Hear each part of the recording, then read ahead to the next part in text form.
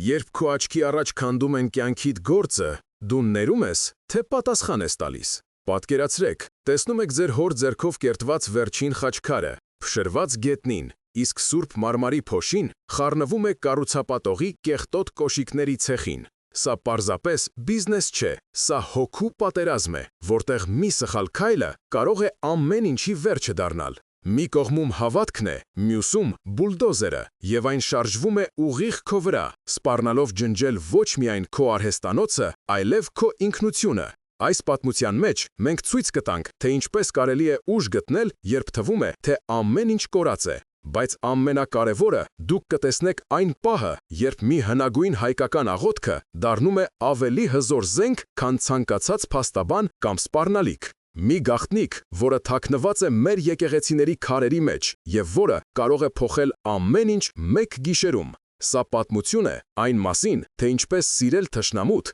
երբ նա փորձում է քեզ հողին հավասարեցնել։ Բաժանորդագրվեք հիմա եւ մեկնաբանություններում գրեք ձեր քաղաքը, տեսնենք քանիսով ենք։ Բուլդոզերի դեղին հրեշային շերեփը դանդաղ բարձրացավ, իր ստվերով ծածկելով արհեստանոցի ցանկապատը։ Գևորգը, 45 տարեկան մի տղամարդ, որի ձեռքերը քարի փոշուց սպիտակել էին, կանգնած էր բաց դռան շեմին, ուսերին զգալով ոչ միայն առավոտյան զովը, այլև իր պապերից ժառանգած արհեստի ողջ ծանրությունը։ Նրա կողքին կանգնած էին իր երկու աշակերտները՝ երիտասարդ Վարդանն ու Հակոբը, որոնց դեմքերին վախն ու անորոշությունն էին։ Ցանկապատի մյուս կողմում Տիգրանն էր, փայլուն կոշիկներով եւ ինքնավստահ ժպիտով, մի կառուցապատող, որի համար այս հողակտորը պարզապես հերթական բարձրահարկ շենքի տեղ էր։ Նրա կողքին երկու բարձրահասակ մռայլ տղամարդիկ էին կանգնած, ձեռքերը խաչած կրծքներին։ Տիգրանը ձեռքի ժամացույցին նայեց։ Գևորգ, վերջին անգամ եմ ասում, դու մեկ շաբաթ ունես այս գարաժը դադարքելու համար։ Բոլոր փաստաթղթերը իմ ձեռքին են, այս հողն իմն է։ Չես ուզում խնդիրներ։ Գևորգի բռունցքները սեղմվեցին։ Սա գարաժ չէ, սա իմ պապի արհեստանոցն է։ Այստեղ 100 տարի խաչքար են կերտել։ Այս հողը դու գողացել ես, Տիգրան, եւ դու դա լավ գիտես։ Տիգրանը քմծիծաղ տվեց։ Զգացմունքները թող կնոջ համար։ Օրենքը իմ կողմն է։ Մեկ շաբաթ։ Նա շրջվեց եւ առանց հետ նայելու գնաց դեպի իր սև ջիպը։ Բուլդոզերը մի պահ մնաց տեղում, հետո շարժիչի խուլ գոռոցով հետ գնաց, փոշու ամպ բարձրացնելով։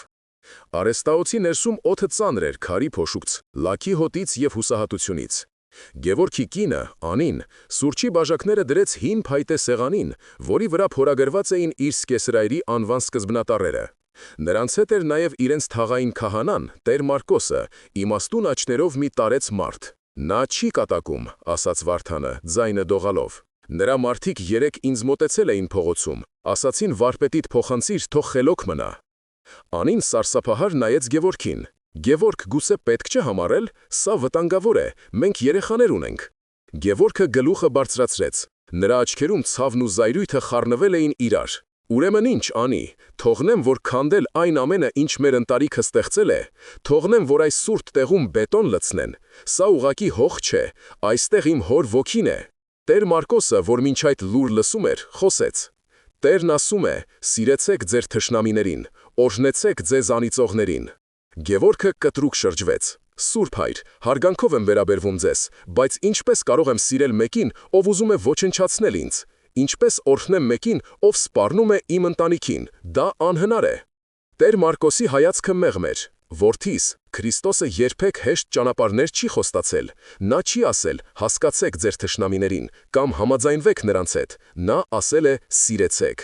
Սա ոչ թե զգացմունք է, այլ կամքի որոշում։ Դա որոշում է չթողնել, որ նրա չարությունը քո սրտում ատելություն ծնի։ Երկու օր անց Գևորգը զանգ ստացավ։ Դա իր հին ընկերն էր, Ռուբենը, որը քաղաքապետարանում էր աշխատում։ Գևորգ, վատ լուր ունեմ, շշնջաց նա հեռախոսի մեջ։ Տիգրանը շտապեցնում է գործընթացը։ Նա ինչ-որ մեկին տեսել է վերևներում։ Շինարարության թույլտվությունը կարող են տալ ոչ թե մեկ շաբաթից, այլ վաղը։ Դու պետք է ինչ-որ բան անես, այն էլ արագ։ Գևորգի սիրտը սարեց։ Նա նայեց արհեստանոցի անկյունում կանգնած անավարտ խաչքարին։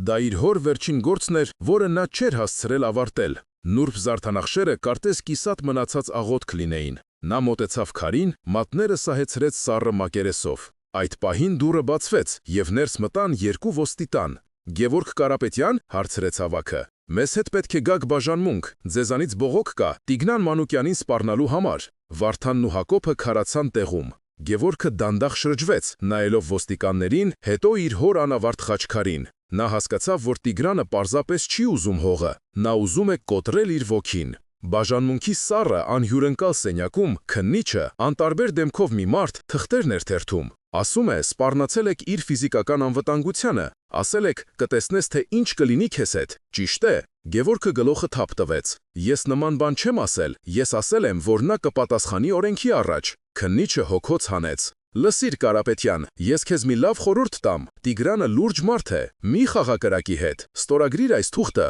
որ այլևս չես մոտենա նրան ու իր սեփականությանը և կարող ես գնալ, հակառակ դեպքում գիշերը կմնաս այստեղ։ Նա Գևորգի առաջ դրեց մի թուղթ։ Դա ոչ միայն խոստում էր, այլև ըստ էության իր հողից և իրավունքներից հրաժարվելու փաստաթուղթ։ Գևորգի աչքերի առաջ եկավ Տեր Մարկոսի դեմքը։ Սիրեցեք ձեր թշնամիներին։ Նա նայեց քննիչի ցինիկ հայացքին, հետո թղթին։ Սա սիրով պատասխանելու պահն էր, թե արդարության համար պայքարելու։ Նրա մեջ պայքարում էին երկու ուժեր՝ քրիստոնեական խոնարհությունն ու հայ տղամարդու արժանապատվությունը։ Նա վերցրեց գրիչը, բայց մատները չէին ենթարկվում։ Գևորգը գրիչը դրեց սեղանին, չստորագրելով թուղթը։ Նրա ներսում մի սառը վճռականություն էր հասունացել։ Ես ոչ մի թուղթ չեմ ստորագրի, ասաց նա հանգիստ, բայց ամուր ձայնով, որը զարմացրեց նույնիսկ իրեն։ Ես ոչ ոքի չեմ սպառնացել։ Եթե դուք ունեք ապացույցներ, ներկայացրեք, եթե ոչ, ապա ես պահանջում եմ իմ փաստաբանին։ Քննիչը զարնացած նայեց նրան, հետո զայրացած։ Նա սպասում էր վախեցած, կոտրված մարդու, բայց տեսնում էր մի հանգիստ ուժ, որը չէր հասկանում։ Մի քանի լարված րոպեներ անց, երբ հասկացավ, որ ճնշումը չի օգնում, քննիչը դժկամությամբ թույլ տվեց նրան գնալ, զգուշացնելով, որ գործը դեռ փակված չէ։ Երբ Գևորգը դուրս եկավ բաժանմունքի շենքից, արդեն մթնում էր։ Նա խորը շունչ քաշեց երեկոյան սառը օդը, որը թվում էր ազատության համուն էր։ Նա չգիտեր, թե ինչու չստորագրեց, բայց զգում էր, որ դա ճիշտ որոշում էր։ Դա ոչ թե հպարտություն էր, այլ մի խորը զգացում, որ չի կարելի չարին պատասխանել նրա պայմաններով։ Նա հրաժարվեց խաղալ Տիգրանի խաղը։ Գևորգի տանը մթնոլորտը էլեկտրականացած էր։ Սեղանին դրված ընթրիքը սառել էր։ Անին անհանգիստ քայլում էր սենյակում, իսկ Գևորգի կրտսեր եղբայրը Լևոնը բռունցքով հարվածում էր սեղանին։ Լևոնը 38 տարեկան, գործնական, տաքարյուն և իրականությանը սթափ նայող մարդ էր, որը քիչ էր հավատում աղոթքների ուժին և շատ փողի և կապերի։ Ես քեզ զգուշացնում էի, Գևորգ, ես ասում էի, որ այս Տիգրանը սովորական սրիկա չէ, իսկ դու ինչ, տեր հոր հետ ես զրուցում ներման մասին։ Ահա քեզ ներումը, ոստիկանության բաժանմունք, վաղը նրանք քեզ թմրանյոթ կգցեն գրպանդ ու կփակեն տարիներով։ Արթնացիր եղբայրս։ Գևորգը հոգնած նստեց աթոռին։ Լևոն, ինչ ես առաջարկում։ Գնամ նրա մարդկանց պես իրենց լեզվով խոսեմ։ Այո, գրեթե գոռաց Լևոնը։ Եթե պետք է, այո, ես ընկերներ ունեմ, որոնք կարող են նրա հետ զրուցել այնպես, որ նա մոռանա մեր թաղամասի ճանապարհը։ Մենք կարող ենք լավ փաստաբան վարձել, կեղտ փորել նրա անցյալից, մամուլ բարձրացնել։ Պետք է պատասխան հասցնել, ոչ թե մյուս թուշը դեմ տալ։ Այդ պահին Գևորգը զգաց, որ իր ընտանիքը բաժանվում է երկու ճամբարի։ Լևոնը ռեալիստների առաջնորդն էր, իսկ ինքը ով էր ինքը։ Գևորգը ձեռքը տարավ դեպի սեղանի վրա դրված հին կաշվե կազմով ավետարանը։ Դա իր պապի ավետարանն էր, որի էջերը դեղնել էին սերունդների հպումից։ Լսեք, ասաց նա հանգիստ, ես ուզում եմ ձեզ համար մի բան կարդալ։ Նա բացեց Ղուկասի ավետարանը և սկսեց կարդալ լեռան քարոզից։ Բայց ձեզ եմ ասում, որ լսում եք, սիրեցեք ձեր թշնամիներին, բարի արեք ձեզ ատողներին, օրհնեցեք ձեզ անիծողներին և աղոթք արեք նրանց համար, ովքեր ձեզ նեհացնում են։ Լևոնը ծիծաղեց, դառա հիասթափված ծիծաղով։ Հիանալի է, ուղղակի հիանալի։ Տիգրանը վաղը բուլդոզերով կմտնի արհեստանոց, իսկ դու մեզ ավետարան ես կարդում։ Գևորգ, դու կորցնում ես իրականության զգացումը։ Սա հեքիաթ չէ, սա կյանք է, և այս կյանքում գայլերին ուտում են գառներին։ Անին, որի աչքերը կարմրել էին լացից, խոսեց. Լևոն, մի խոսիր այդպես։ Գևորգը ճիշտ է։ Մենք չենք կարող չարությամբ պատասխանել չարությանը։ Դա մեզ կդարձնի նրա նման։ Իսկ ես չեմ ուզում սուրբ լինել։ Ես ուզում եմ, որ իմ երեխաները հանգիստ քնեն, կտրուտ պատասխանեց Լևոնը։ Եթե դու եղբայրս պատրաստ չես պայքարելու, ապա ես ինքս կանեմ դա։ Ես թույլ չեմ տա, որ մի սրիկա ոչնչացնի մեր հոր հիշատակը։ Նա վեր կացավ և դուրը շխրքացնելով դուրս եկավ։ Գևորգը մնաց նստած, ձեռքին բաց ավետարանը։ Քրիստոսի խոսքերը, որ պետք է խաղաղություն բերեին, փոթորիկ էին առաջացրել իր իսկ տանը։ Նա զգաց, որ ճանապարհը, որն ընտրել էր, շատ ավելի միայնակ ու դժվարին է լինելու, քան պատկերացնում էր։ Հաջորդ առավոտ արհեստանոցի դուռը թակեցին։ Դա Տեր Մարկոսն էր։ Նա լսել էր ոստիկանացությունում տեղի ունեցածի մասին։ Քահանան լուռ նայեց Գևորգի հոգնած դեմքին, հետո իր հայացքը սևեռեց անավարտ խաչքարին։ Նա ուզում է ոչ միայն հողը, այլև հոգիդ որդիս, ասաց նա փափուկ։ Չարի ամենամեծ հաղթանակը այն չէ, երբ նա քանդում է քո տունը, ամենամեծ հաղթանակն այն է, երբ նա ստիպում է քեզ ատել նրան, երբ նա իր թույնը լցնում է քո սրտի մեջ և քեզ դարձնում իր նման։ Գևորգը ձայն չհանեց։ Երեկ Լևոնը եկել էր ինձ մոտ, շարունակեց Տեր Հայրեր։ Նա զայրացած է, վիրավորված, նա սիրում է քեզ և ուզում է պաշտպանել ընտանիքը իր հասկացած ձևով։ Դու պետք է համբերատար լինես նրա հետ։ Ինչպես Սուրբ Հայր, հարցրեց Գևորգը ձայնը խրպոտելով, ինչպես բացատրեմ նրան մի բան, որը ես ինքս մինչև վերջ չեմ հասկանում, ինչպես կարող եմ սիրել Տիգրանին, երբ իմ ամբողջ էությունը պահանջում է արդարություն։ Տեր Մարկոսը ձեռքը դրեց նրա ուսին։ Արդարությունը Աստծունն է, Գևորգ, մերը ողորմությունն է։ Աղոթիր Տիգրանի համար, ոչ թե շուրթերով, այլ սրտով։ Խնդրիր Աստծուն, որ քեզ ցույց տա նրան ոչ թե որպես թշնամի, այլ որպես կորած, հիվանդ հոգի։ Դա ամենադժվար բանն է, որ Աստված մեզանից պահանջում է, բայց միայն այդ ճանապարհով դու կգտնես խաղաղություն և ուժ։ Նրանց զրույցը ընդհատեց բջջայինի զանգը։ Դա Անին էր։ Գևորգ, արի տուն, արագ, բուլդոզերը, նրանք վերադարձել են։ Գևորգի սիրտը կատաղի բաբախում էր, երբ նա վազում էր փողոցով։ Նրա մտքում միայն Անիի խուճապահար ձայնն էր։ Նրանք վերադարձել են։ Երբ նա հասավ արհեստանոցի մոտ, տեսարանը սառեցրեց արյունը երակներում։ Բուլդոզերը կանգնած էր ցանկապատից մի քանի մետր հեռավորության վրա։ Շարժիչը գրմռում էր, կարծես գազան, որը պատրաստվում է հարձակման։ Ցանկապատի մի հատված արդեն քանդված էր։ Տիգրանը կանգնած էր իր ջիպի մոտ, իսկ նրա կողքին մի քանի բանվորներ էին, ձեռքներին մուրճեր ու լոմեր։ Անին, Վարդանն ու Հակոբը կանգնած էին արհեստանոցի դիմաց, կենթանի պատնեշ կազմելով։ Մի քանի հարևաններ դուրս էին եկել իրենց տներից, լուռ ու վախեցած հետևելով իրադարձություններին։ Գևորգը վազեց ու կանգնեց կնոջ կողքին։ Տիգրան, ի՞նչ ես անում, դու դատարանի որոշում չունես։ Տիգրանը ծխախոտի մնացորդը գցեց գետնին և տրորեց կոշիկի տակ։ Ինձ դատարանի որոշում պետք չէ, իմ սեփական հողում աշխատելու համար։ Ես քեզ զգուշացրի, Գևորգ, դու չլսեցիր, հիմա մի խանգարիր։ Նա ակնարկ արեց բանվորներին, և նրանք շարժվեցին դեպի ցանկապատի մնացած մասը։ Այդ պահին, կարծես երկնքից, հայտնվեց Լևոնը։ Նա մեքենայից դուրս թռավ և վազեց ուղիղ Տիգրանի վրա։ Հեյ, դու, հեռու մնա իմ եղբոր սեփականությունից։ Տիգրանի մարդիկ շրջապատեցին Լևոնին։ Լարվածությունը հասավ գագաթնակետին։ Գևորգը նետվեց նրանց միջև։ Կանգնեք, Լևոն, պետք չէ։ Բայց արդեն ուշ էր։ Սկսվեց քաշքշուկ, բղավոցներ, հայհոյանքներ։ Գևորգը փորձում էր բաժանել նրանց, բայց հայտնվեց հարվածների կենտրոնում։ Մի քանի րոպե անց ամեն ինչ ավարտվեց։ Լևոնի շուրթը պատռված էր, Տիգրանի մարդկանցից մեկի քիթը առնահոսում էր։ Տիգրանը հանգիստ հանեց հեռախոսը։ Հիմա ես ոստիկանություն կկանչեմ խուլիգանության և իմ աշխատողների վրա հարձակվելու համար։ Դուք երկուսեք էլ այս գիշեր բանտում կանցկացնեք։ Նա հավաքեց համարը։ Գևորգը հասկացավ, որ թաքարդի մեջ է։ Ցանկացած դիմադրություն միայն կվատթարացներ իրավիճակը։ Նրա հոգում փոթորիկ էր, զայրույթ, անզորություն, վախ։ Եվ այդ ամենի մեջ հանկարծ հիշեց Տեր Մարկոսի խոսքերը. «Աղոթիր նրա համար»։ Խնդրիր Աստծուն, որ քեզ ցույց տա նրան ոչ թե որպես թշնամի, այլ որպես կորած, հիվանդ հոգի։ Այդ պահին դա թվում էր անհնար, աբսուրդ։ Բայց նա այլ ելք չուներ։ Նա աչքերը փակեց և մտքում սկսեց աղոթել։ Ոչ թե իր փրտության, այլ Տիգրանի հոգու համար։ Նա աղոթում էր այնպես, ինչպես երբեք չէր աղոթել, ամբողջ սրտով, ամբողջ հոգով։ Երբ նա աչքերը բացեց, տեսավ, որ Տիգրանը տարօրինակ ձևով նայում է իրեն։ Հեռախոսը դեռ ականջին էր, բայց նա չէր խոսում։ Ինչ-որ բան փոխվել էր նրա հայացքում։ Կարծես մի պահ նրա ինքնավստահ դիմակի տակից երևացել էր մեկ ուրիշը, հոգնած, դժբախտ մի մարդ։ Լավ, Տիգրանը հանկարծ իջեցրեց հեռախոսը։ Այսօրվա համար բավական է։ Նա շրջվեց դեպի իր մարդիկ։ Գնացինք։ Նրանք զարմացած նայեցին իրենց պետին, բայց ենթարկվեցին։ Բուլդոզերի շարժիչը լռեց։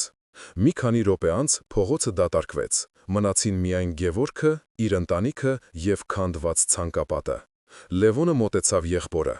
Ինչ էր սա, ինչու նա գնաց։ Գևորգը չգիտեր պատասխանը։ Նա միայն գիտեր, որ այն պահին, երբ ինքը հրաժարվեց ատելությունից և ընտրեց աղոթքը, ինչ-որ անբացատրելի բան տեղի ունեցավ։ Դա հաղթանակ չէր, դա ընդամենը դադար էր, բայց այդ դադարի մեջ նա զգաց մի ուժ, որը իրենը չէր։ Այդ երեկո, երբ Տեր Մարկոսը լսեց պատմությունը, նա երկար լռեց, հետո ասաց. «Դու առաջին քայլն արեցիր որդիս, դու թույլ չտվեցիր, որ նրա չարությունը քո սիրտը գրավի, բայց ճանապարհը դեռ երկար է, հիմա դու պետք է ցույց տաս նրան ոչ թե խոսքով, այլ գործով, թե ինչ է նշանակում Քրիստոսի սերը»։ Հաջորդ 3 օրերի ընթացքում Գևորգը անում էր մի բան, որը հակասում էր ցանկացած տրամաբանությանը։ Նա աշխատում էր արհեստանոցում ոչ թե իր պատվերների վրա, այլ մի փոքրիկ նրբաճաշակ խաչքարի։ Նա իր ամբողջ վարպետությունը, իր ամբողջ հոգին դնում էր այդ քարի մեջ։ Վարդանն ու Հակոբը ոչինչ չէին հասկանում։ «Վարդպետ, ինչի համար է սա, մենք ժամանակ չունենք»։ Գևորգը միայն ժպտում էր։ 4-րդ օրը նա վերցրեց պատրաստի խաչքարը, զգուշորեն փաթաթեց կտորի մեջ և գնաց։ Նա գնաց Տիգրանի շքեղ գրասենյակ, որը գտնվում էր քաղաքի կենտրոնում, իր կառուցած փայլուն ապակե շենքերից մեկում։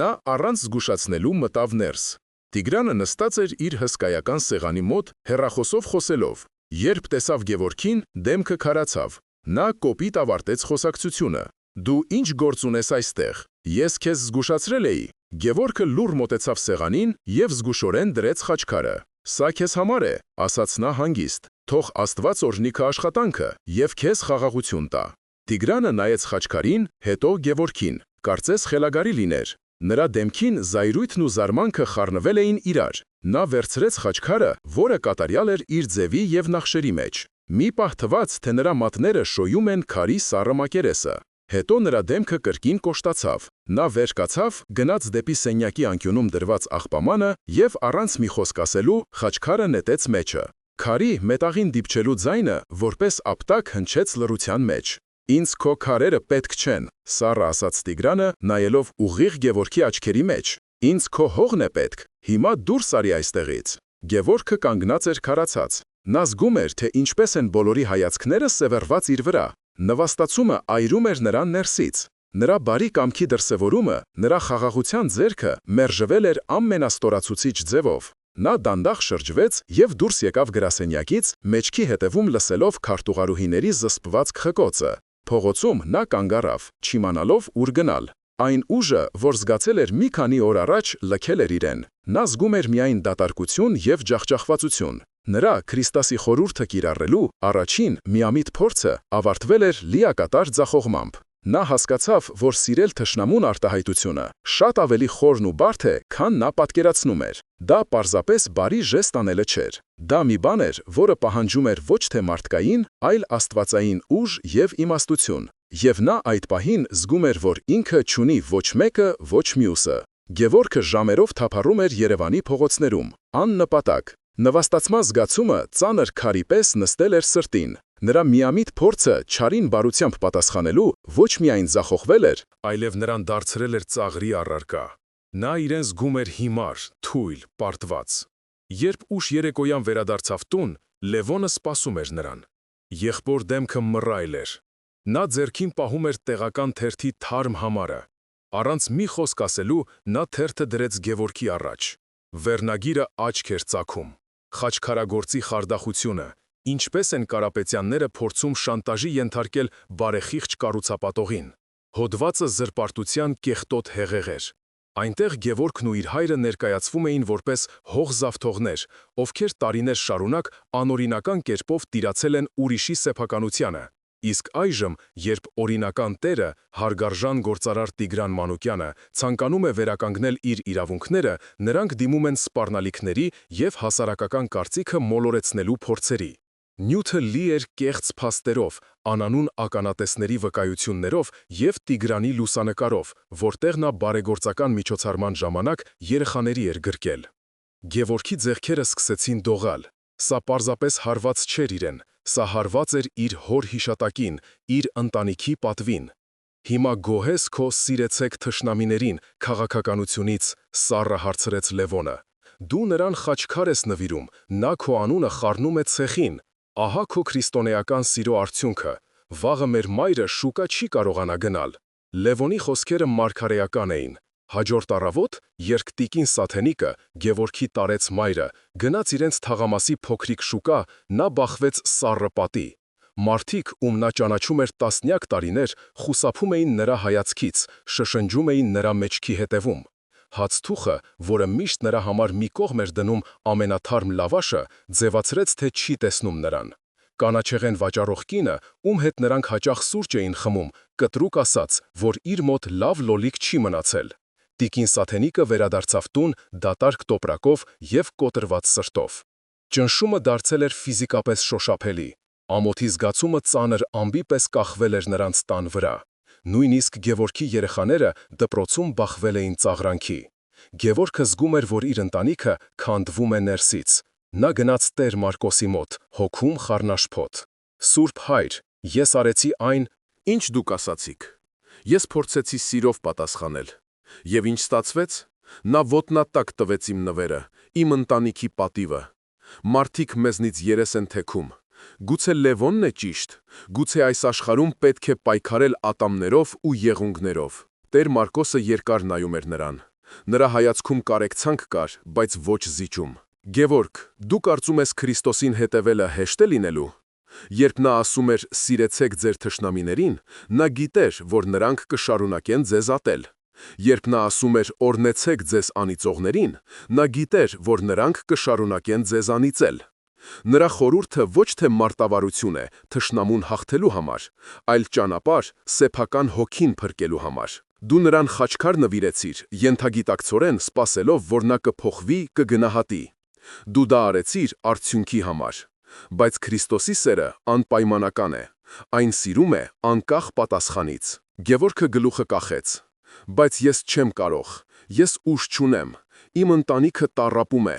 Ինչ կասեն մարդիկ։ Նրանք կասեն Գևորգը թուլակամ է, վախկոտ, որը չի կարողանում պաշտպանել իրենը։ Իսկ Քրիստոսի մասին ինչ էին ասում, երբ նրան խաչում էին, հանգիստ հարցրեց քահանան։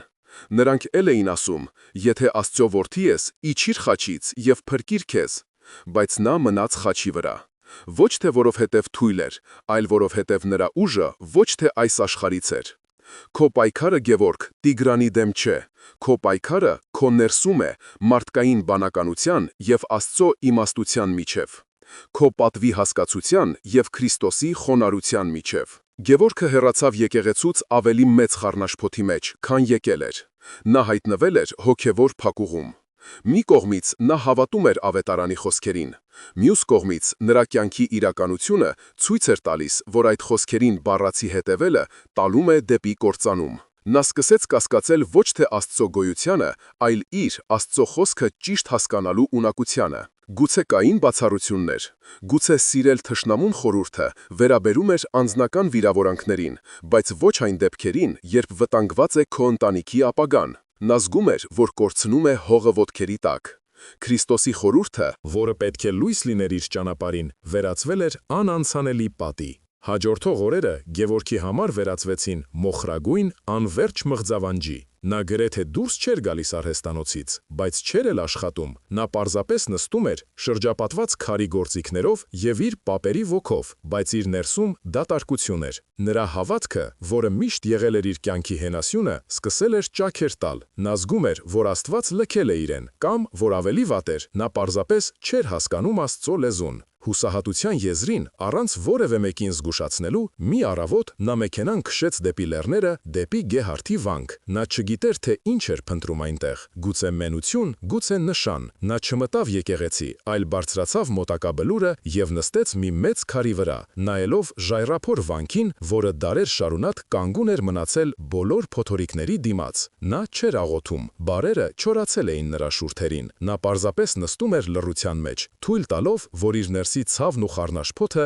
լուր հոսեն։ Ժամեր անցան, արևը սկսեց մայր մտնել, լեռները ներկելով նարնջագույն ու մանուշակագույն երանգներով։ Հենց այդ պահին նրա ուշադրությունը գրավեց մի տեսարան վանքի բակում։ Մի քանի տղաներ խաղում էին, վազվզելով։ Նրանց հետ մի թափառական շուն էր, որը ուրախ պոչ էր թափահարում։ Հանկարծ տղաներից մեկը, ամենաաղմկոտը, քար վերցրեց գետնից եւ նետեց շան վրա։ Քարը դիպավ կենդանու թաթին, շունը ցավից կաղկանձեց եւ կաղալով փախավ։ Գևորգի սրտում զայրույթի ալիք բարձրացավ։ Նա ուզում էր գոռալ, իջնել ներքև եւ դաս տալ անխիղճ տղային, բայց հետո նա տեսավ մի բան, որը ստիպեց նրան քարանալ։ Վանքի դռնից դուրս եկավ մի ալեհեր երկար մորուքով վանական։ Նա տեսել էր ամեն ինչ։ Դանդաղ քայլերով նա մոտեցավ այնտեղին, որտեղ ընկած էր տղայի նետած քարը։ Գևորգը սպասում էր, որ վանականը կվերցնի քարը եւ կհանդիմանի տղաներին, կամ գուցե նույնիսկ հետ կնետի այն, բայց վանականը արեց մի բան անսպասելի։ Նա հանգիստ կրացավ, վերցրեց սուր անկյուններով տգեղ քարը,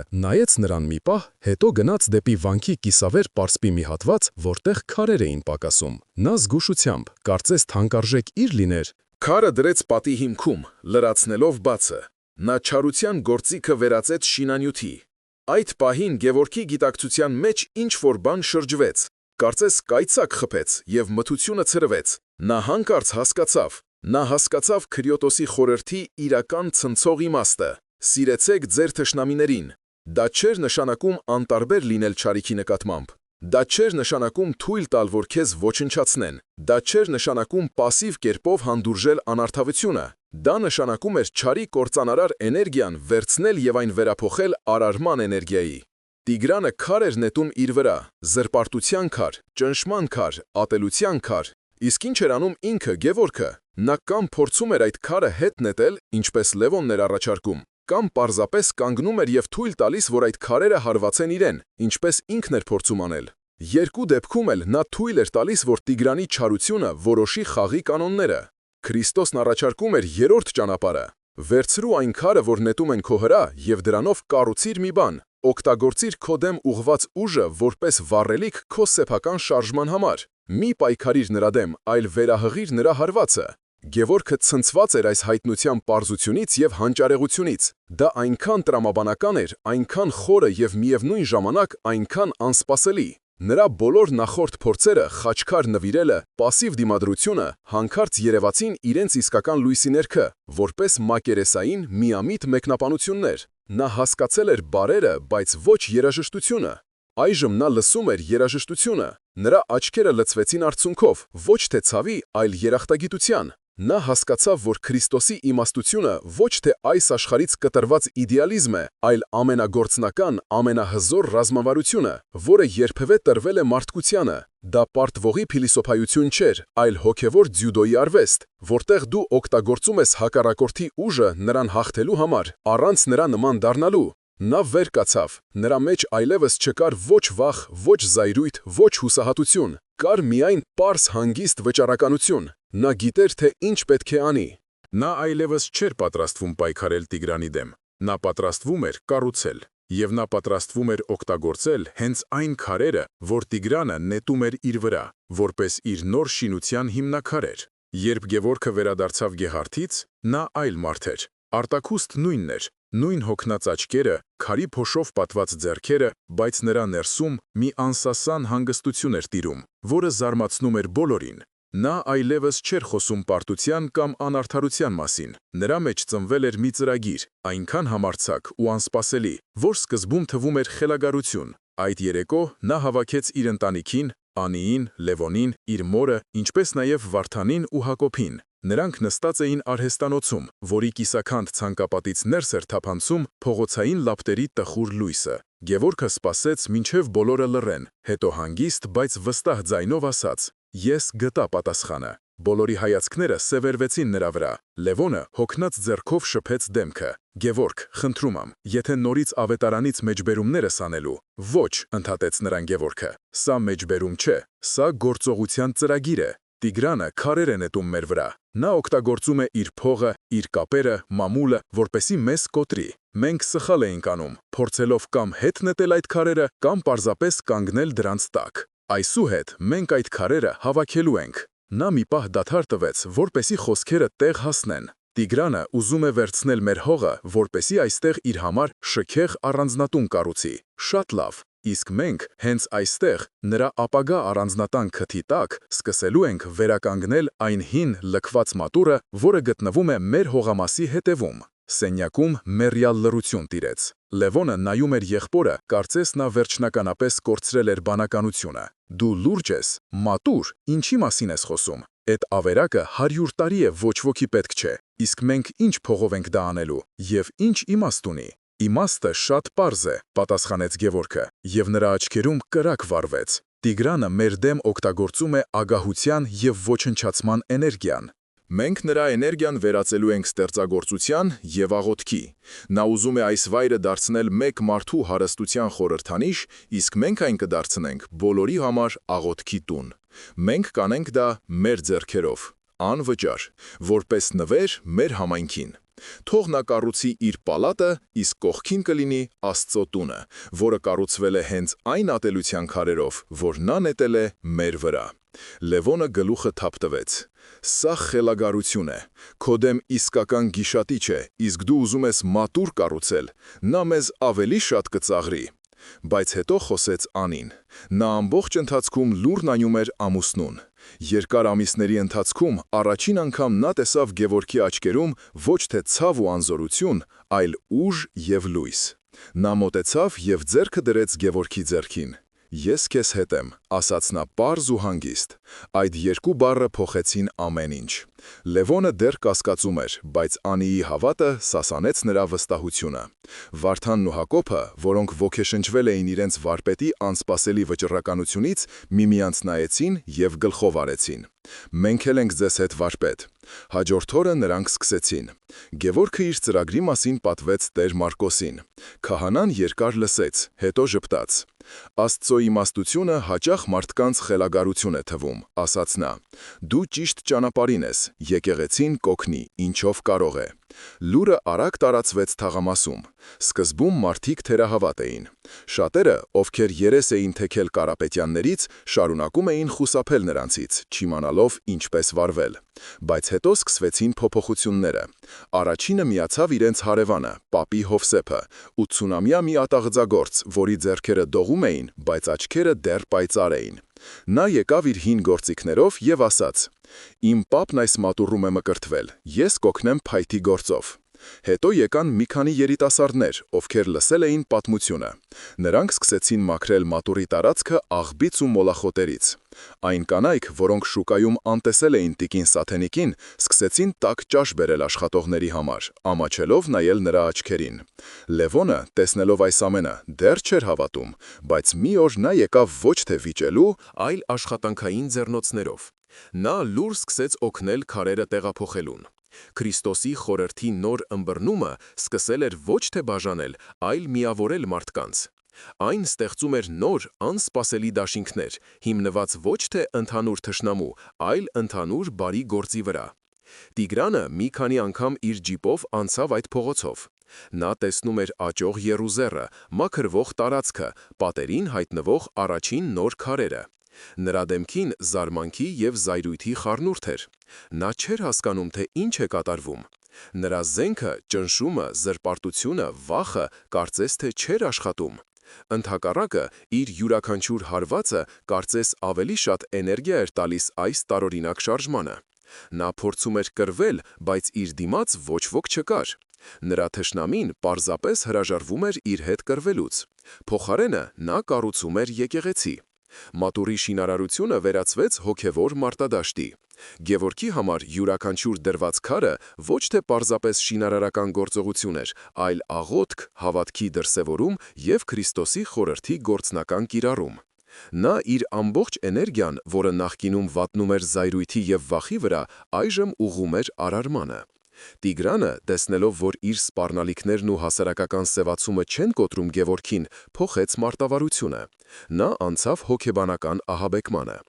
Ամեն առավոտ, երբ Գևորգն ու իր փոքրիկ թիմը սկսում էին աշխատանքը, ժամանում էին Տիգրանի երկու սև ջիպերը։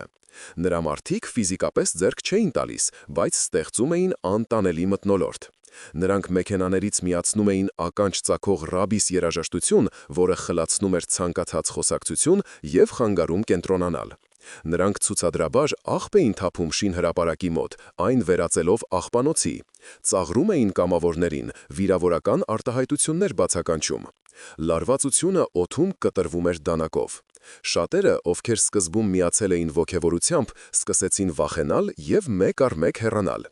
Բայց Գևորգը անսասան էր։ Որքան բարձր էր հնչում երաժշտությունը, այնքան ավելի կենտրոնացած էր նա դնում հերթական քարը շաղախի վրա։ Որքան ավելի շատ էր աղբը, այնքան ավելի մաքուր էր նա պահում մատուռի անմիջական տարածքը։ Յուրաքանչյուր վիրավորանքի նա պատասխանում էր լռությամբ և հերթական քարը տեղադրելով։ Նրա հանգստությունը վարակիչ էր։ Վարդանը, Հակոբը, պապի Հովսեփը, տեսնելով իրենց վարպետի անսասանությունը, նույնպես ուժ էին գտնում իրենց մեջ։ Նրանք սովորել էին աշխատել այդ անտանելի աղմուկի մեջ, իրենց աշխատանքը վերածելով լուռ դիմադրության։ Մի օր, երբ Տիգրանի մարդիկ հատկապես ագրեսիվ էին, իսկ կամավորներից մնացել էին միայն ամենահամարները, տեղի ունեցավ անսպասելին։ Լևոնը, որը մինչ այդ օգնում էր լուռ ու դժկամորեն, հանկարծ վերցրեց իր մեքենայից հզոր դինամիկներ, որոնք օգտագործում էր խնջույքների ժամանակ։ Նա միացրեց դրանք և ամբողջ թառամասում հնչեց ոչ թե ռաբիս, այլ Կոմիտասի հորովելը։ Հայկական հողի, աշխատանքի և հավատքի հզոր, հնագույն մեղեդին բարձրացավ երկինք։ Մի պահ երկու երաժշտությունները խառնվեցին իրար, ստեղծելով անհեթեթ կակաֆոնիա։ Հետո, կարծես հասկանալով, որ պարտվում են այս տարօրինակ երաժշտական մենամարտում, Տիգրանի մարդիկ անջատեցին իրենց երաժշտությունը։ Լռության մեջ հնչում էր միայն Կոմիտասը։ Դա շրջադարձային պահ էր։ Լևոնը գտել էր իր պայքարի ձևը, ոչ թե բռունցքներով, այլ իր մշակույթի ուժով։ Այդ օրվանից սկսած, ամեն առավոտ շինհրապարակը վերածվում էր համերգասրահի։ Մի կողմից Տիգրանի ագրեսիվ երաժշտությունը, մյուս կողմից հայկական դասական կամ հոգևոր երաժշտություն, և մարդիկ սկսեցին վերադառնալ, ոչ միայն օգնելու, այլև պարզապես ներկա լինելու, լսելու, իրենց աջակցությունը ցույց տալու։ Տեղական փոքր լրատվական կայքերից մեկի երիտասարդ լրագրողուհին, լսելով այս տարօրինակ պատմության մասին, եկավ ռեպորտաժ պատրաստելու։ Նա տեսավ երկու ճամբարները՝ ագրեսիան և ստեղծագործությունը, և գրեց մի հոդված, «Ով կհաղթի՝ բուլդոզերը, թե Կոմիտասը» վերնագրով։ Հոդվածը արագ տարածվեց համացանցում, մարդիկ սկսեցին գալ Երևանի տարբեր ծայրերից, ոմանք բերում էին ուտելիք, ոմանք շինանյութ, ոմանք էլ պարզապես գալիս էին իրենց ներկայությամբ ուժ տալու։ Մատուռի շինարարությունը դարձավ համաքաղաքային երևույթ։ Գևորգը, որը սկսել էր այս գործը միայնակ, այժմ իր կողքին ուներ հարյուրավոր մարդկանց։ Նա հասկացել էր Քրիստոսի խորհրդի մեկ այլ խորություն։ Երբ դու չարի էներգիան վերածում ես բարու, այդ բարին սկսում է ձգել դեպի իրեն այլ բարի ուժեր, ստեղծելով մի շղթայական ռեակցիա, որը չարն այլևս ի վիճակի չէ կանգնեցնել։ Նա հաղթում էր Տիգրանին առանց նրա դեմ որևէ ուղղակի գործողություն անելու։ Նա պարզապես կառուցում էր իր աշխարհը, հիմնված սիրո և արարման վրա, և այդ աշխարհն այնքան գրավիչ էր դառնում, որ Տիգրանի ատելության աշխարհը սկսում էր մենակ ու անիմաստ թվալ դրա կողքին։ Մատուռի ոցման օրը արևոտ էր ու տոնական։ Փոքրիկ շինությունը, որը կառուցվել էր հավատքով և համայնքի միասնական ուժերով, փայլում էր իր նորությամբ։ Օդում խնքի բույր էր, իսկ շուրջ բոլորը հավաքվել էր հսկայական բազմություն, ոչ միայն թաղամասի բնակիչներ, այլև բազմաթիվ երևանցիներ, որոնք հետևել էին այս անհավանական պատմությանը։ Գևորգը կանգնած էր մատուռի մուտքի մոտ, Անիի և իր երեխաների կողքին։ Նրա սիրտը լի էր խաղաղությամբ և երախտագիտությամբ։ Հանկարծ բազմությունը խշշաց և ճանապարհ տվեց։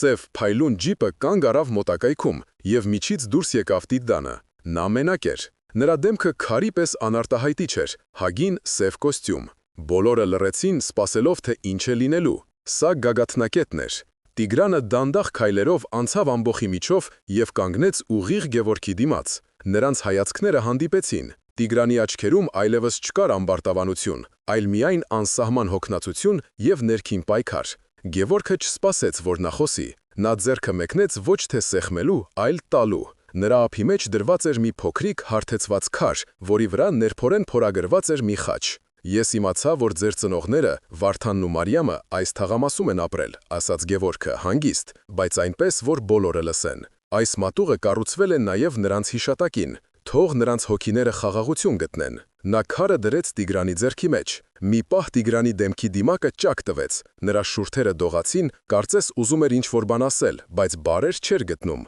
Նրա մատները սեղմեցին փոքրիկ քարը։ Այդ պահին նա ոչ թե ամենակարող գործարար էր, այլ պարզապես մի մարդ, ում հիշեցրել էին իր արմատների, իր ծնողների մասին, այն ամենի մասին, ինչը նա կորցրել էր փողի և իշխանության հետևից վազելիս։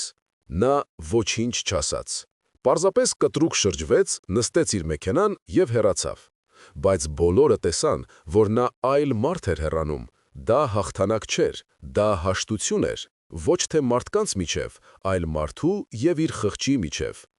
Ամիսներ անց մատուրը դարձավ թաղամասի սիրտը։ Գևորգի արհեստանոցը ծաղկում էր։ Պատվերներն այնքան շատ էին, որ նա ստիպված եղավ վերցնել նոր աշակերտների։ Բայց ամենամեծ փոփոխությունը տեղի էր ունեցել նրա ընտանիքում։ Մի երեկո, երբ նրանք աշխատում էին արհեստանոցում, Լևոնը, որը լուր տաշում էր ուղիքար, հանկարծ ասաց. «Գիտես, ես երկար մտածեցի։ Դու ավելի ուժեղ գտնվեցիր, քան ես, եղբայրս։ Ես ուզում էի կռվել կրակով, իսկ դու ջրով հանգցրիր կրակը»։ Այդ լռության մեջ, մուրճի և սայրի հարվածների ներքո, ասված այդ խոսքերը ավելին էին, քան ցանկացած ներողություն։ Դա հարգանքի և ըմբռնման խոստովանություն էր։ Նրանց հարաբերությունները վերականգնվել էին ավելի ամուր հիմքի վրա։ Մի օր Գևորգը փոստով մի ծրար ստացավ։ Մեջը փաստաթղթեր էին, որոնք վկայում էին, որ արհեստանոցի հողատարածքի սեփականության իրավունքը անվերապահորեն վերադարձվել է Կարապետյանների ընտանիքին։ Ուղարկողի անուն նշված չէր, բայց Գևորգը գիտեր, թե ով է դա։ Տիգրանը սուրբ չէր դարձել, բայց նրա մեջ ինչ-որ բան փոխվել էր։ Գևորգի արարքը ոչ թե ոչնչացրել էր նրան, այլ արթնացրել էր նրա մեջ քնած մարդուն։ Սիրելի բարեկամներ, մենք միասին անցանք Գևորգի պատմության միջով։ Մենք տեսանք, թե ինչպես Քրիստոսի առաջին հայացքից անիրագործելի թվացող խորհուրդը «Սիրեցեք ձեր թշնամիներին» դարձավ ոչ թե թուլության, այլ անհավանական ուժի աղբյուր։ Գևորգը հասկացավ, որ Տիրոջ խոսքը ոչ թե պասիվ հնազանդության կոչ է, այլ ստեղծագործական դիմադրության ռազմավարություն։ Նա սովորեց չարի կործանարար էներգիան վերածել բարու և արարման։ Այս պատմությունը մեզ սովորեցնում է, որ մեր կյանքում հանդիպող քարերը կամ կարող են կոտրել մեզ, կամ դառնալ մեր տաճարի հիմնաքարերը։ Ընտրությունը մերն է։ Հիմա խնդրում եմ ձեզ, սիրելի եղբայրներ և քույրեր, կիսվեք մեկնաբանություններում, ինչպես կկիրառեիք Հիսուսի այս խորհուրդը ձեր կյանքի իրավիճակներում։ Ինչ դասեր քաղեցիք Գևորգի պատմությունից։ Շնորհակալ եմ, որ այս ճանապարհորդության ընթացքում մեզ հետ էիք։ Թող Տիրոջ խաղաղությունը և իմաստությունը լինեն ձեզ հետ։ Ամեն։